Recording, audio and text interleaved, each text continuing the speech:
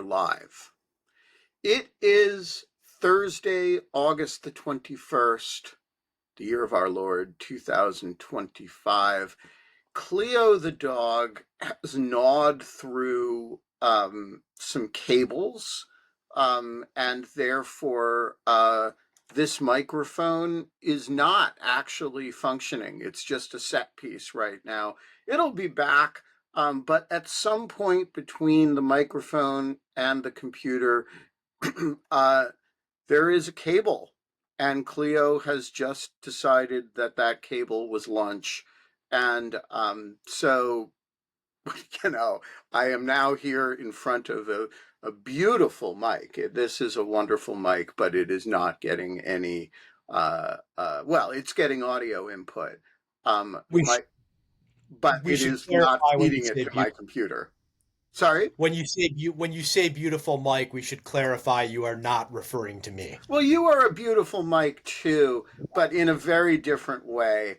And look, folks, I mean, sometimes uh, you wake up in the morning and it's an upstairs studio kind of day. And sometimes you wake up in the morning and it's a hammock studio kind of day. And you never really know which it's going to be. There are advantages and disadvantages to both. The upstairs studio has the advantage of a big, comfortable chair. It's got the advantage of no mosquitoes, which is a big advantage. The temperature is going to be, it's going to be a little bit less noisy because I'm not surrounded by glass and street noise. But it has certain disadvantages too. Uh, it doesn't have a hammock. Um, it it's a little bit less branded as kind of where I sit on in Dog Shirt Daily. Um, and of course, it is more apt to have Cleo the dog ruin things by barking or gnawing on things or whatever. The downstairs, has advantages and disadvantages too. The main disadvantage being it gets pretty damn hot in my little glass cubicle. So it's been a run of upstairs kind of days, and now it is a downstairs kind of day. It's been a run of days without Mike Feinberg, and I'll let him tell you why if he chooses to. It is now a day with Mike Feinberg. These are just the things that happen when you produce a totally unplanned, recklessly live show without any professional assistance whatsoever. All of which is a way of saying that it is cool outside, which is why I am able to have a downstairs kind of day. It's not one of those blazingly hot days, but the sun is not shining. The birds are chirping and the cicadas are going because it's summer in Washington. It's going to be a great freaking day, and you are watching Dog Shirt TV, and it is a goddamn revolution in morning television. And one of the revolutionary features, of which there are many, is that, Mike Feinberg will disappear in a puff of smoke, and we will offer no explanations, and we will not even comment on rumors enough to quash them in a kind of FBI-like fashion.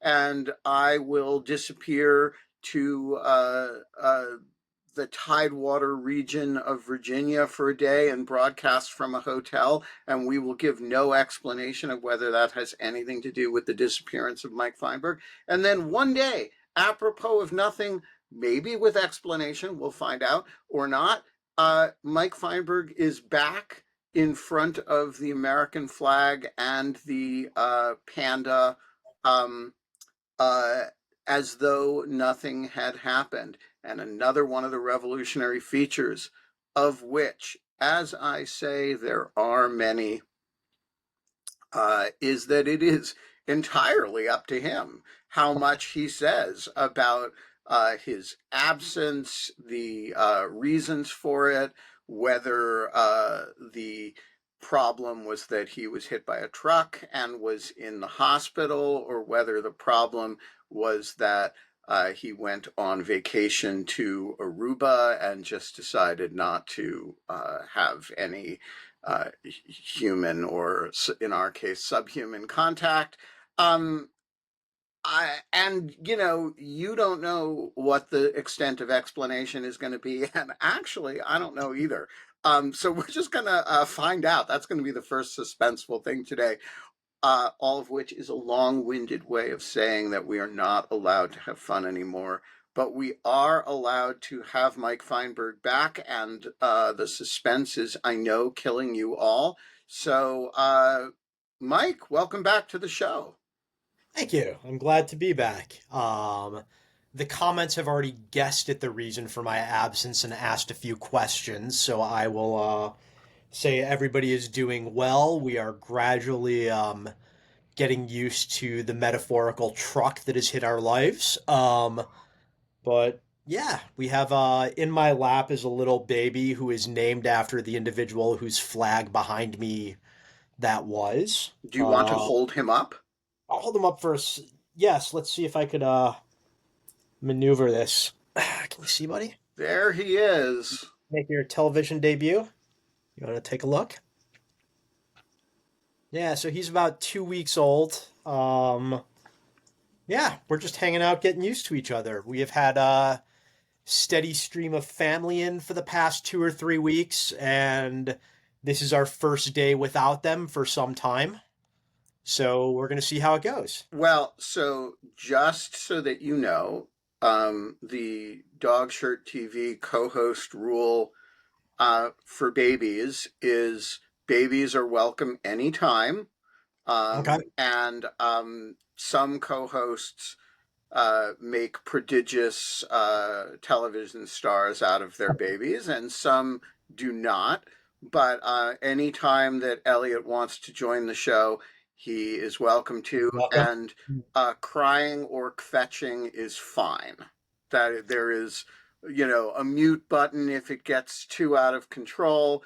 But the estimable Genevieve de la Fera, known to the Greek chorus as GDF, used to do in lieu of fun regularly with a front pack with Luke facing in, and then she sometimes did it with Luke facing out as he got older and he would be talkative. So this goes back a long way, and babies are always welcome on the show, and their interventions are completely legitimate. Um, it's one of the things that's always bothered me about sets in television sets is they pretend that it's this sort of like facsimile of what a human conversation is like. Um, you know, Behind a desk. Who Yeah. actually talks to people from behind a desk? I mean, unless you're in an office, or you know, um, and with all the distractions that actually contribute to real conversation removed. So, no dogs barking, no babies, no your phone never rings, right?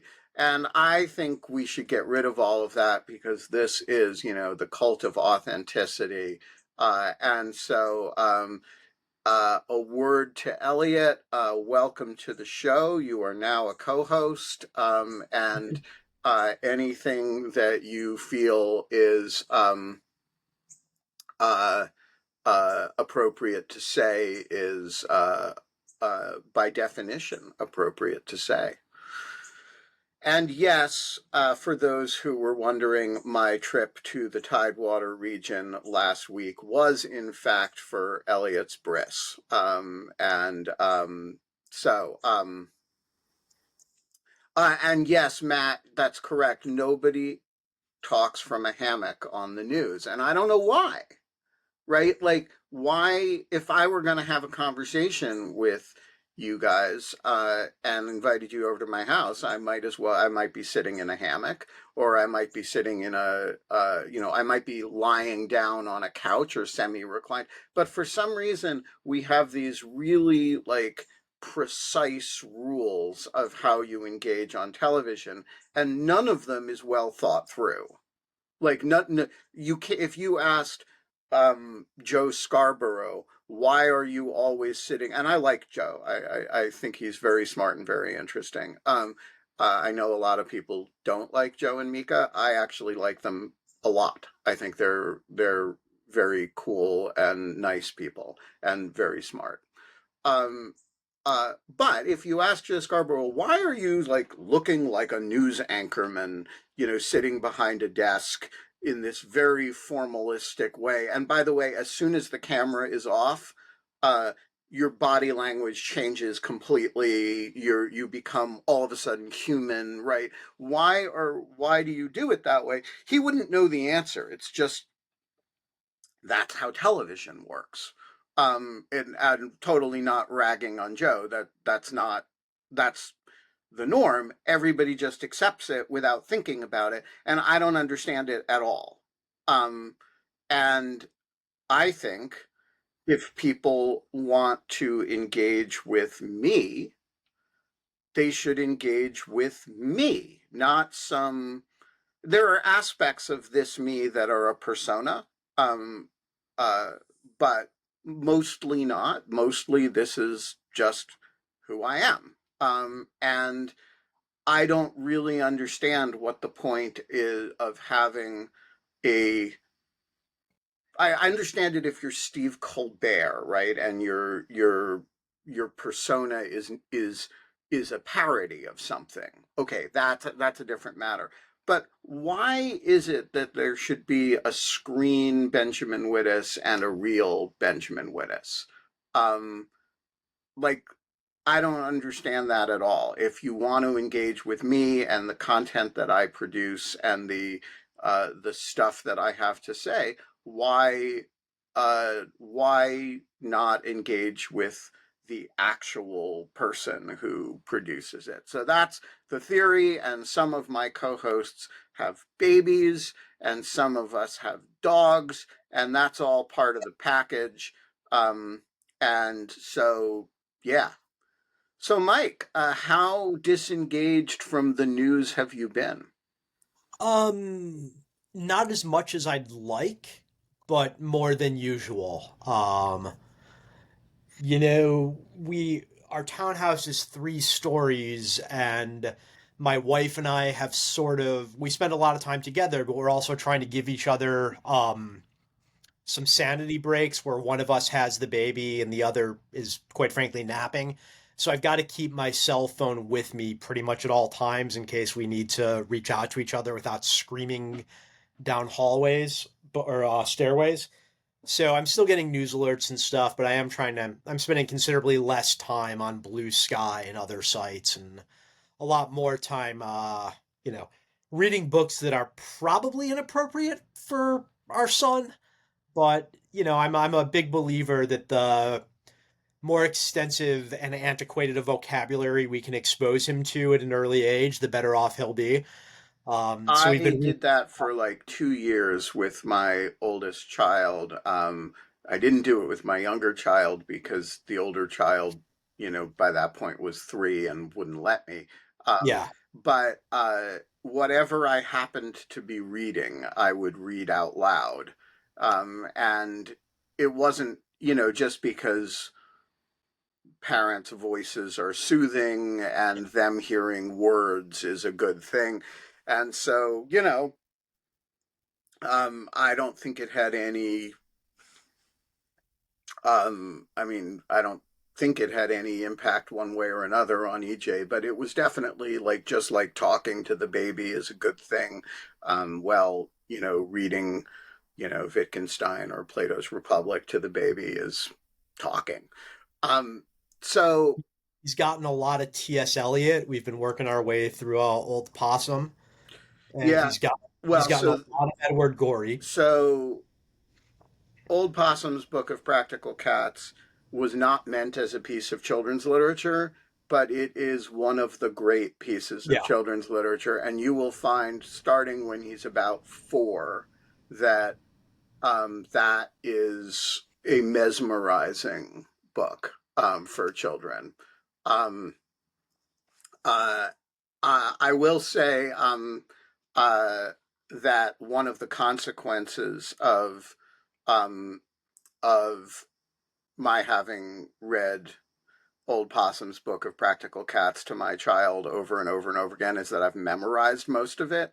And so if you ever want a ceremonial recitation of, old Deuteronomy or the uh, on the awful battle of the peaks and the pollicles and the intervention of the great rumpus cat, I can do that for you.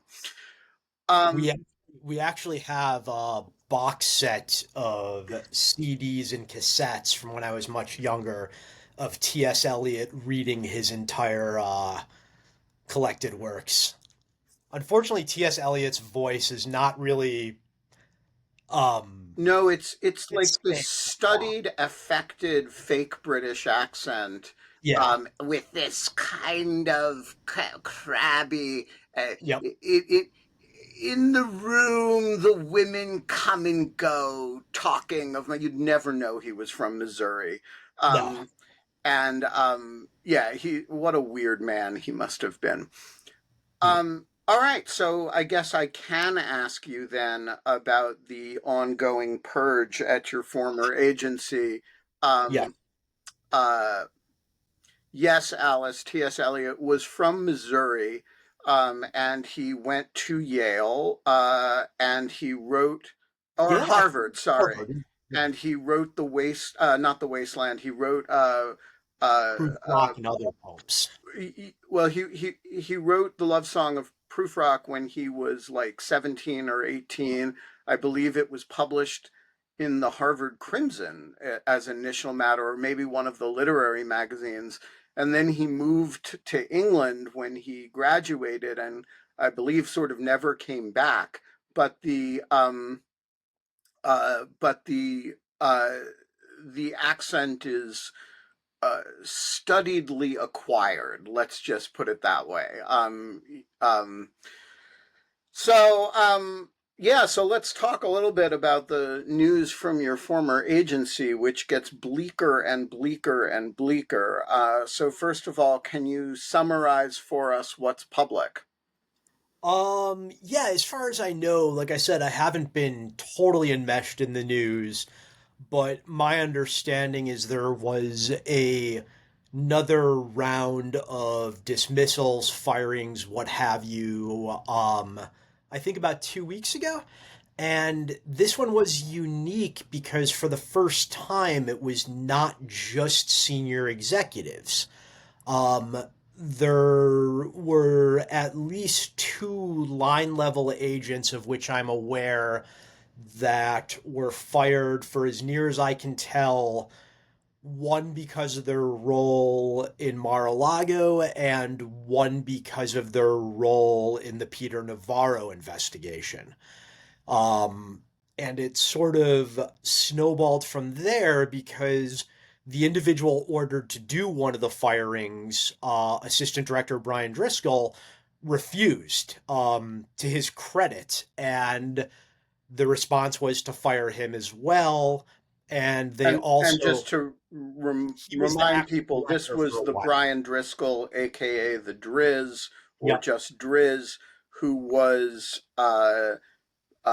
previously accidentally made a acting acting director. director in the period before Kash Patel was confirmed, and who rather courageously refused Emile Bovy's efforts to, or pushed back against Emile Bovy's efforts to out a whole bunch of FBI agents. He pushed back on quite a few things, most of which I'm going to refrain from talking about because they haven't become public yet. But he, in most of the workforce's opinion, was one of the few senior executives who really acquitted himself in an honorable fashion and made a studious effort to stand up for the workforce. His loss is enormous and sort of a bellwether, even more than previous firings have been, of how far down a very bad road the agency has gone. Um, All right, and so there were other firings as well, one not of which related. is particularly cruel and Well, a couple. One of the special agents who was fired, his wife passed away from cancer about a month or two before the firing.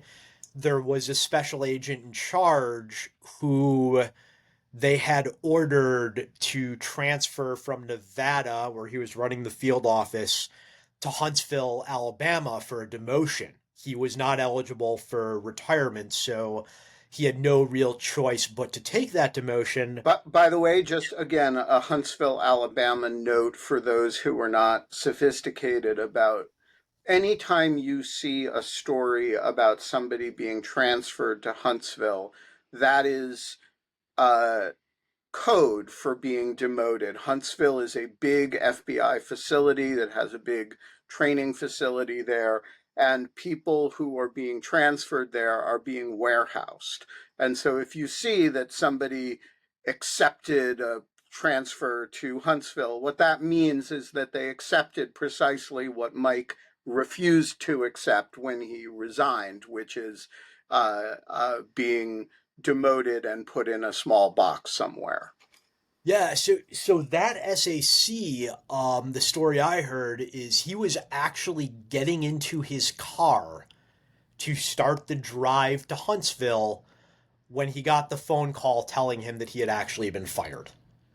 And he was fired because he was the number two in the human resources division during the COVID vaccine mandate, and he enforced what was then DOJ policy. And there are a group of individuals who were fired or left the FBI because they disagreed with the COVID policy or because they disagreed with the January 6th investigations.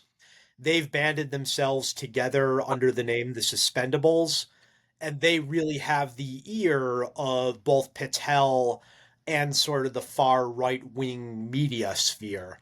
And they've been really pushing to get this guy fired because some of them were shown the door suspended because they refused to get the COVID vaccination and they blame him. And just to be clear about the suspendables, they were marginal, fringy nobodies who were taken quite seriously by certain Republican uh, members of Congress and by right wing talk show hosts, but by kind of nobody else Yeah, until January 20th. And now they're a kind of shadow cabinet for the shadow NFL. cabinet, at least for the FBI. Yeah, and it's worth noting the first media outlet to really give them a voice was hosted by one Dan Bongino. Um, and the foundation that paid for most of their legal fees, in my understanding, was run by one Cash Patel. So extrapolate what you will from that about how seriously they're being taken. But yeah, these were not rock star agents. You know, one of them was suspended at one point or put on administrative leave, I believe, for firing a weapon within earshot of a school. He thought that would be a good place to engage in target practice. Not shooting at the school, but in violation of, as far as I know, local laws about the acceptable perimeter for having weapons. And like, these were just kind of clowns. One of them was actually on my squad at WFO. We did not overlap, but I heard quite a few stories because he left right before I got there, and just suffice to say, as you would put it, people had their enthusiasm for his investigative ability well under control. So, speaking of the Washington field office, one of the fired officials as well was Jensen, who ran the Yes. Washington field office. What do we know about that? Um, I'm going to refrain from commenting on that one. Just suffice to say, Jensen's fortunes changed pretty drastically quite a few times in the Patel era. He was famously a target of far right wing media before Patel got in because he had been the section chief over the domestic terrorism operations section during the January 6th investigation. Um, and there were a lot of calls for his firing before the inauguration. Something happened. He rose to previously unachieved heights in the organization. He had a succession of roles that were more and more prestigious, and then overnight was fired. So there's a lot of rumor um, going on about what happened to him. Just to be clear, Mike is being diplomatic. A lot of the rumors are not flattering to Jensen. No, but you know, that's very true. I also had an interaction with him um, early during the transition, which impressed me immensely with his personal level of integrity. And I'm going to hold off on revealing what that was out of respect to him. But suffice to say, I had an incredibly good impression of him through my personal dealings, but I've heard the same rumors you have that are considerably less flattering. And the delta between my personal interactions and what I've heard and what other people have experienced is why I'm going to refrain from commenting until I have a better That's very idea. fair, and I'm actually going to refrain from spreading any of the rumors. Um, I just want to say, but to clarify what we know, we Yeah. neither know what explains the rise, nor do we The know fire. what explains the fall, right? Yes. Okay, so I just want to say to everybody, if you hear rumors about what explains the rise of Special Agent Jensen over the last 8 months, and or what explains the firing, take them with a a grain of salt. Um, they are floating around. It's not, but like we don't really know, and I don't. And this is a I think the technical term is a fucking snake pit, and uh, Game of Thrones is the metaphor that often gets thrown around to describe the seventh floor. and so let's just say we don't know either what compromises he might have made to or what stands he might have taken that explain the firing, and so let's out of caution about sourcing here because lots of people are whispering lots of things, and out of respect for him, let's just stick with he was fired. He was promoted the hell out of and then fired, and we don't know what the explanation for either of them is. Um, I want to ask a bit about Walt, who is the gentleman, Jardina, who is the gentleman whose wife died recently. Um, I have not heard a coherent explanation as to his firing either. Do we know anything about that? Um, I've heard a rumor. The reason I'm so reluctant to get into details on these folks is I know for the first time since this all began, some of them have engaged attorneys to fight what happened, and I don't want to say anything that is not a matter of public record out If of it's respect for them. prejudicing their cases. Yeah, and look, I'm working now for one of the nonprofits that is actively trying to provide representation to people in that sort of situation. So I'm just try to tread very carefully. Other than, I will say what is happening is manifestly not normal. It is incredibly unfair, and there is a randomness to it that is incredibly cruel as well. Yeah.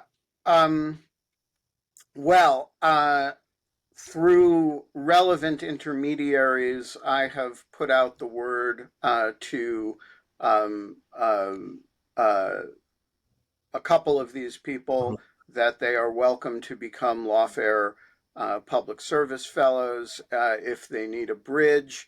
I have not heard anything from any of them, but that offer does stand. And Linda says in the chat that we can assume it will become public in time. And I think that's right, although the relevant period of time may be quite long because exactly how the FBI adjudicates wrongful terminations can be that's um, a Byzantine mess. And pretty unique from the rest of the Right, government. this isn't a Merit Systems Merit Systems Protection Protection Board Board does issue. not apply to the FBI. Yeah, so just walk us through that. If you're fired from the FBI and you want to contest it, how does the contest work? Through a lawsuit, there's not really. Um, so I could tell you how it used to work, Right. which was if you were accused of some sort of wrongdoing, whether an investigative deficiency or an off duty conduct type thing or a violation of policy, um, a unit within the inspection division, which is now called the Internal Affairs Unit, or the Internal Affairs Section, would open an investigation on you, and you would get formal notice of what policy code you were alleged to have violated. There would be a very robust investigation. You would have representation by counsel, whether through somebody you hired on yourself or somebody through the Agents Association or the Federal Law Enforcement Officers Association, which are the sort of two, they're not unions, but they're support organizations that special agents can become members of. And your lawyer would be allowed to take part. They would have access to the case file as it was completed. They would be present for your interview, which was always the last step in the process. There would be a formal sentencing memorandum of sorts, for lack of a better term. You would have the right to appeal that to the Office of Disciplinary Appeals. And it's a long process. They couldn't fire you overnight. We're talking months to years. And that appears to have gone out the window, as far as I can tell. Yeah, they're clearly, I mean, if you look across agencies here, the Maureen Comey, and just because her name is Comey doesn't mean we're dealing with the FBI. There we're dealing with Main Justice and the U.S. Southern District Attorney's of New York. Office. Um, it just said because of Article 2, right? Yeah. And if you combine that with the firings of the U.S. attorneys who worked for on the January 6th cases or for the special counsel's office, they're clearly reserving the right to, and these will, I think, go through MSPB, at least some of them, and then through into federal court. They're reserving the right to override all civil service rules and fire you because you're politically unattractive to the president. And um, and I think they're going to lose that.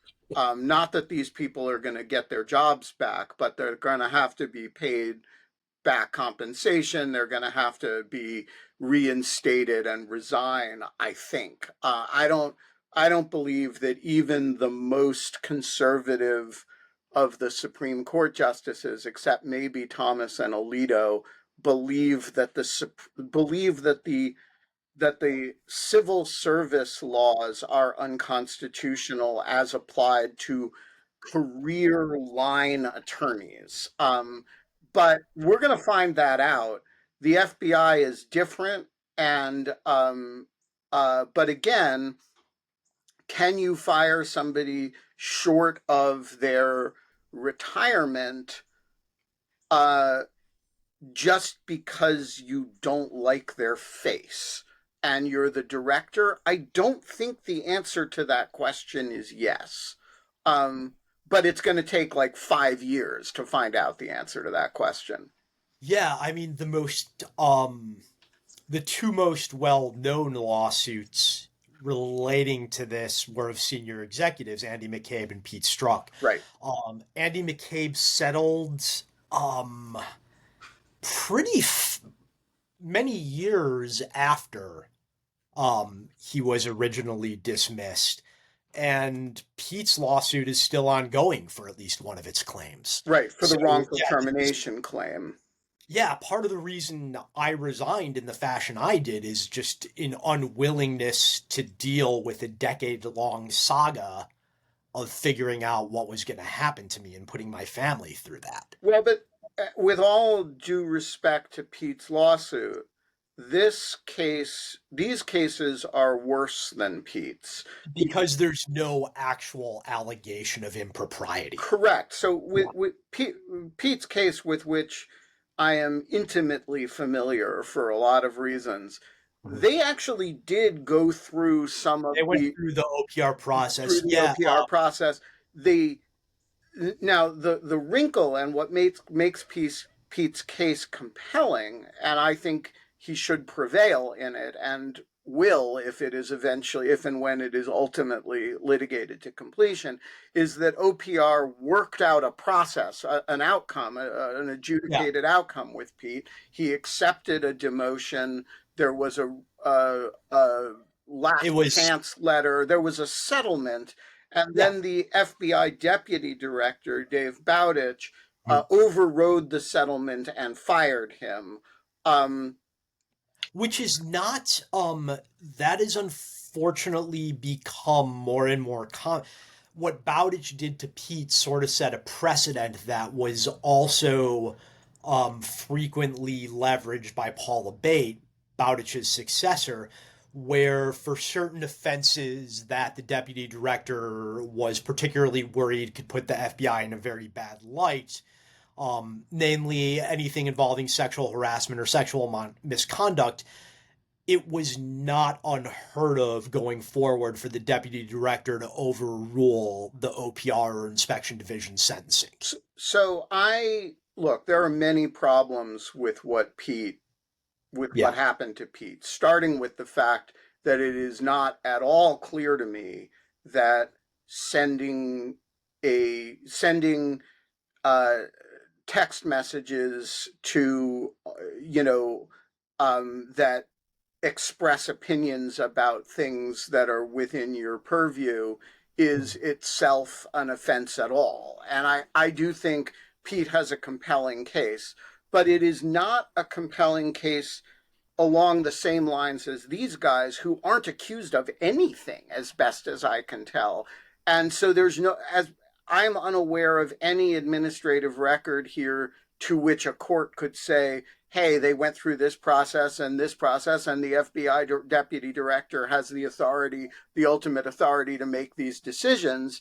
I could see a court wrongly, in my view, finding that vis-a-vis Pete's case. Here, you really have to take the position that, you know, Driscoll can be fired you know, because fuck that guy. Well, Driscoll and the SACs are there's a couple wrinkles that we need to distinguish some of these cases from each other.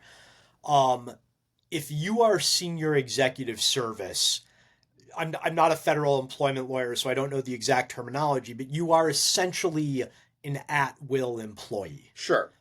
You can be removed from the senior executive service and you can be fired with considerably less administrative processes than a line agent. So, and FBI agents also sign mobility Right, agreements. but they didn't, remove Driscoll from his position.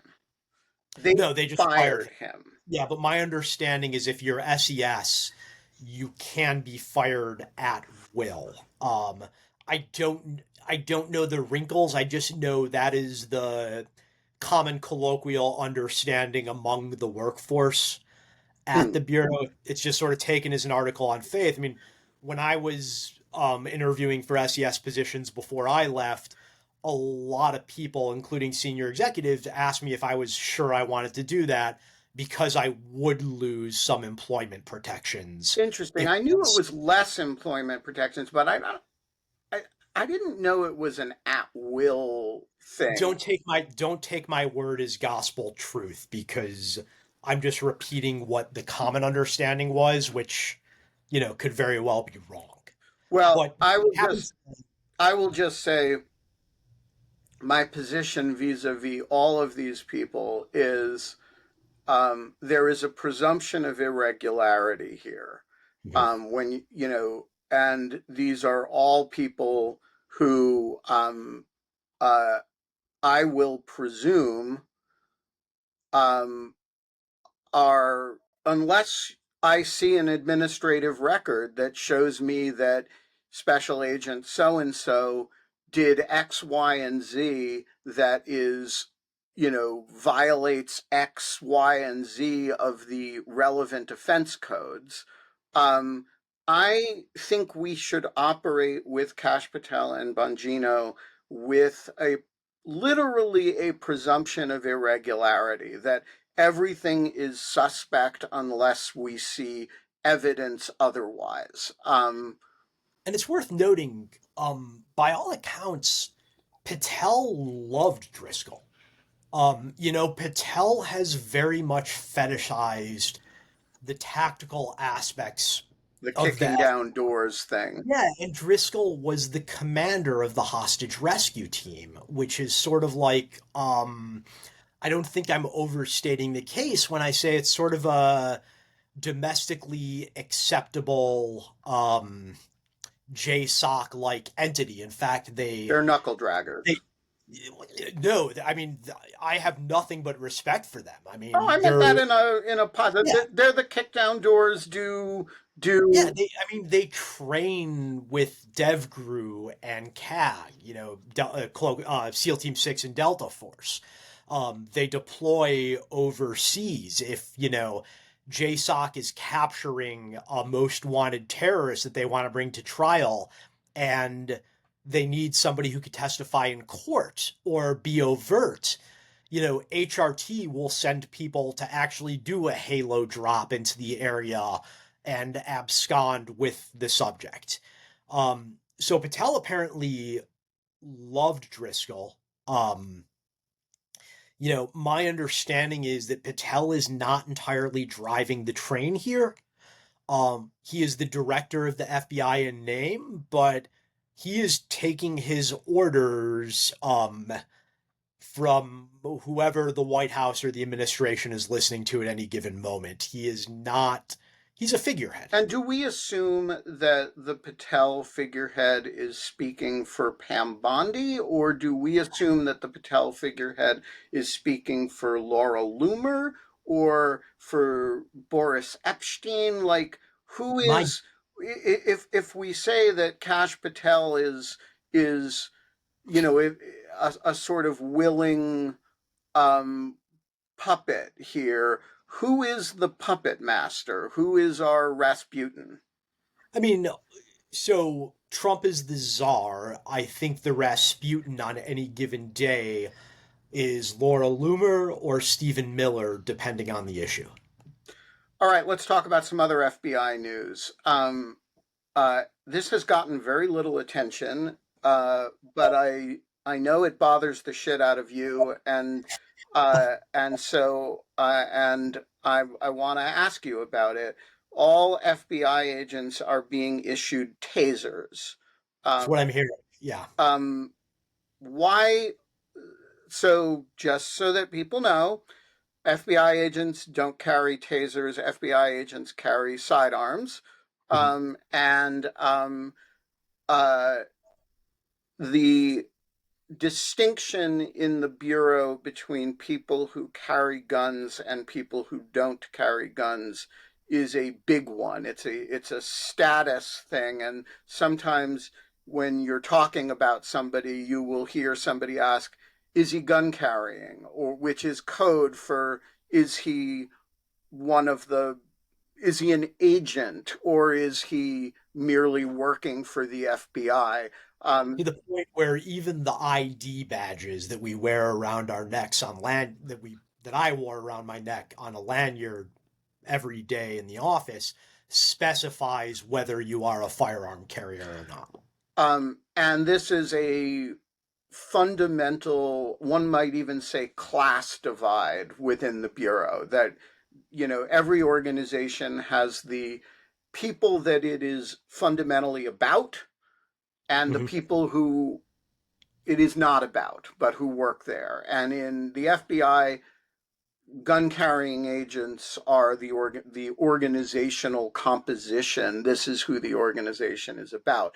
And it is gun carrying, it is not weapons carrying. If you're allowed to carry a knife, that doesn't count. And if you're allowed to carry a taser, that does not count. So, why is it? Nobody was allowed to carry a taser up until a few days ago, apparently. Yeah, so tell us about tasers at the FBI and what it is why it is significant that FBI agents are being issued. They're now going to be taser carrying FBI agents. I'm happy to get into this, but isn't this going to spoil the piece we decided I was going to write It yesterday? is not going to spoil it. It is going to tease, or one might say, tase So it. basically, there within the FBI, I think anybody who's ever carried a badge would make a differentiation between an investigator and a police officer. Um, FBI agents, they have never been first responders, they have never been patrolmen, they have never, with the exception of one very weird 1 week period in 2020, been involved in many street patrols prior to Patel's reign. Um, it's just not what they do, but there is a move to have every agent focus, at least in part, on violent crime, if not solely on violent crime and immigration. And even my understanding is, even if you're a counter-terrorist agent, counterintelligence, what have you, you will still be expected to do um, part of your service on any given week, any given month, walking the streets and doing immigration enforcement, which is a much more day to day interaction with the public.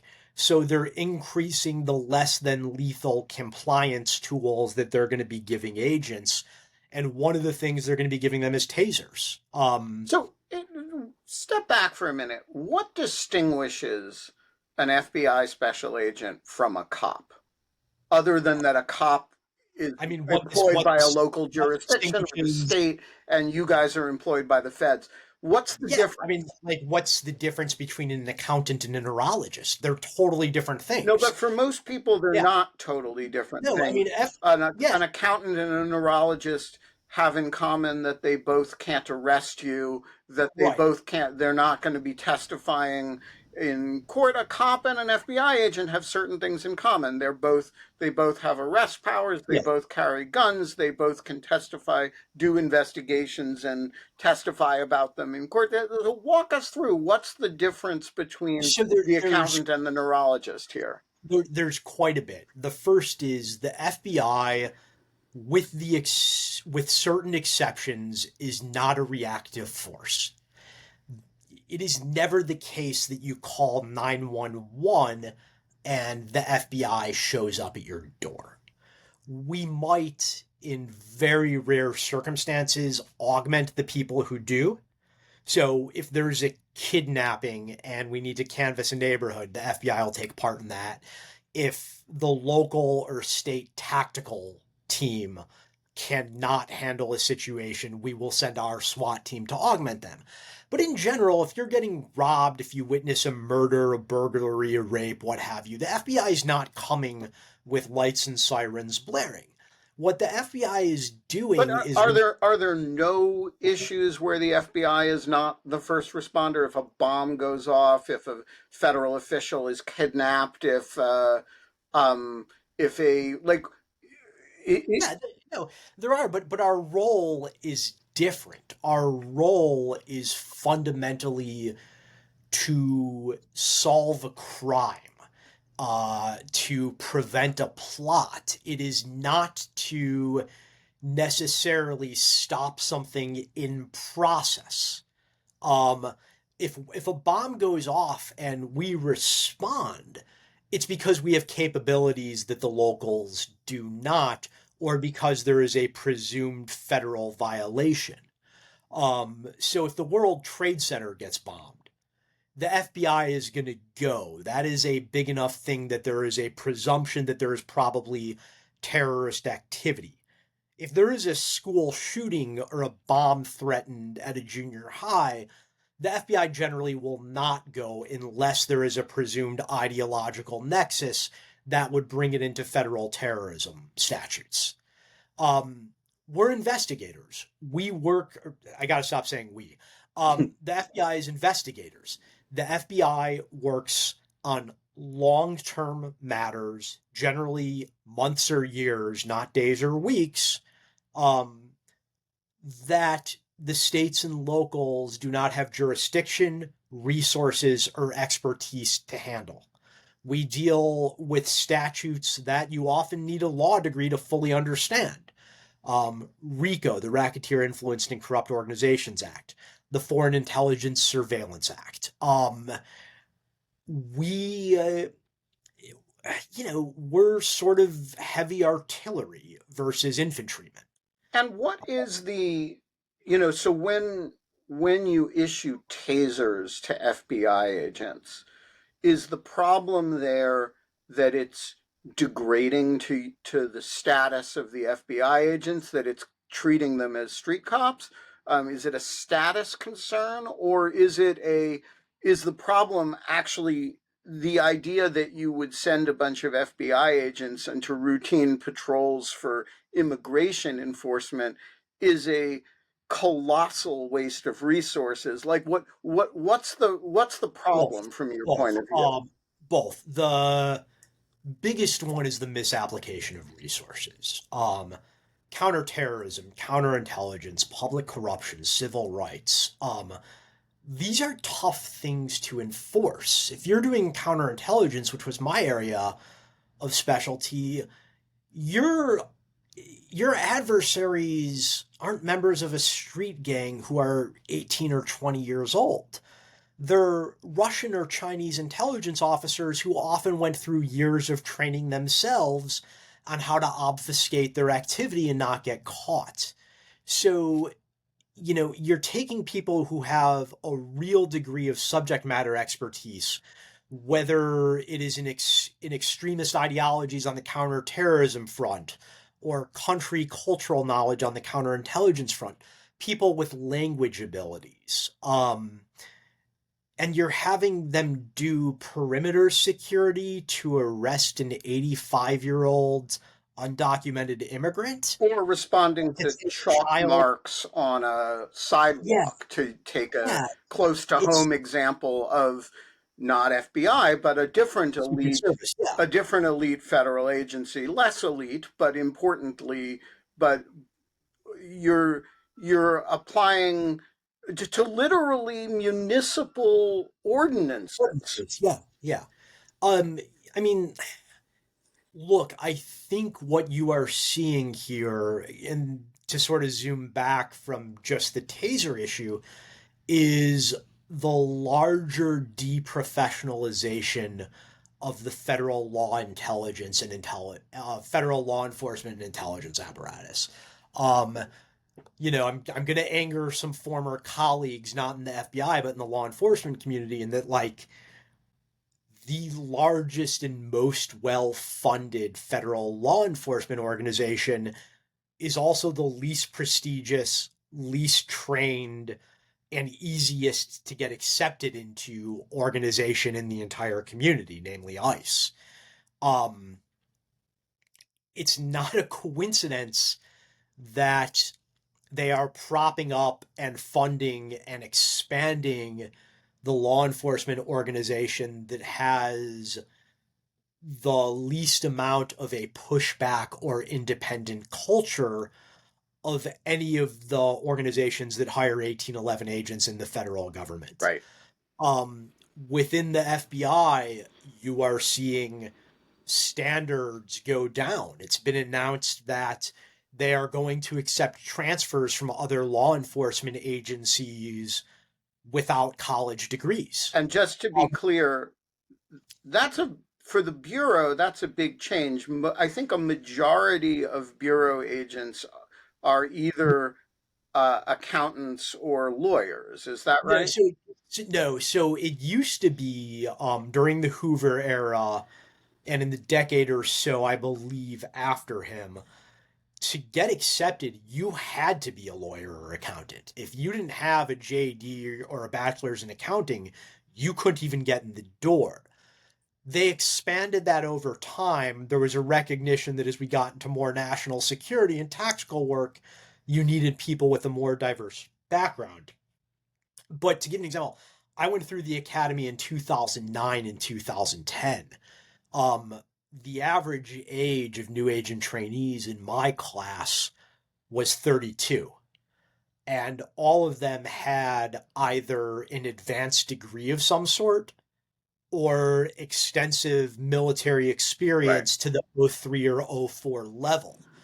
Um, I mean, I don't want to sound like an intellectual or educational snob here, but the notion that you would have somebody without a college degree carrying an FBI badge is fucking insane. It's absolutely ludicrous. You have to be able to parry with assistant U.S. attorneys who might have a different idea about your case. And you need to have an intellectual and professional background that will allow you to interact with the Department of Justice on a professional level. The notion that somebody with simply a high school education and a year or two rounding up people at the border can do that is laughable. Um, Finally, we should talk momentarily, at least, about Andrew Bailey. The Dan Bongino's complaints that he's working too hard, and he has to. He has to sit in an office for 8 hours a Right, day. and he's been relocated away from his wife, and he doesn't have he has to take naps on the Amtrak. Uh, um, have been answered. He now has a Oh, co-deputy director in the person of the Attorney General of Missouri. Do we have thoughts on that? quite a few. I have two main thoughts. The first is in just a sign of the administration and FBI leadership's general contempt for the workforce. That was announced early evening the other night. When I went to bed, I think around midnight, the workforce still had not been um, officially informed of this through any communication over bureau email or phone. I spoke to a number of friends who are like, "Yeah, I guess it's happening, but nobody's told us." Um, the second concern is that Bailey is a bit of a known quantity in the national security world. After what happened in the 2016 election with Russian operations to influence American social media and shape public opinion, the FBI took on a really robust outreach effort with Silicon Valley to try and figure out a way to lessen the ability of foreign state actors to influence American political opinion through the use of troll farms and bots and things like that. The state of Missouri famously sued the Biden administration for doing that, alleging that it was a covert attempt to silence conservative voices on social media. Ultimately, I believe the Supreme Court ruled in the FBI's favor, or the Biden administration's favor. But Bailey was really the one leading that charge. The case was Missouri v. Biden. He was the attorney general for Missouri during much of that litigation. So, like, there are a lot of people who work in the counterintelligence space who are incredibly worried that foreign state actors are now going to get a free pass from him. On that cheerful note, we are going to leave it there. Mike Feinberg, Elliot Feinberg, um, uh, who is not named after T.S. Eliot. No, Um, no, no. uh, Thank you for joining us. Welcome back, and Mazel Tov on the baby. And folks, we're going to be back tomorrow. We even have a special guest, and that I'm going to keep mysterious. But you'll be there. I'll be there. Ev Gamond will be there, and it's going to be a blast. Reminder: on Monday evening, the estimable Mike Feinberg and I will be hosting the first ever episode of the Mara Book Club, Make America Read Again. At the suggestion of Carol T., we are starting with Tinker Tailor Soldier Spy and the excellent Ben McIntyre book about the history of Kim Philby's friendship with a less famous British spy. Um, uh, they're fabulous books. Reading them side by side is really good fun. We're going to have fun, and this is only for paid subscribers of Dogshirt TV for the Greek chorus alone. So, search within your souls of whether you want to become part of the Mara Book Club. We've got the first 3 months lined up. We've got so much else that we're doing. It's going to be super fun. Once a month, two books, fiction, nonfiction, paired. And that is going to all start on Monday, the 25th at 7 p.m. Eastern Time, which is to say, not at a time that West Coasters can't join. I have heard your cries. And folks, it's happening. Will there be a regular dog shirt that day? There will. Or okay, Dog Shirt Daily takes place rain or shine as long as there is no colonoscopy. But there will be an additional show. okay. All right.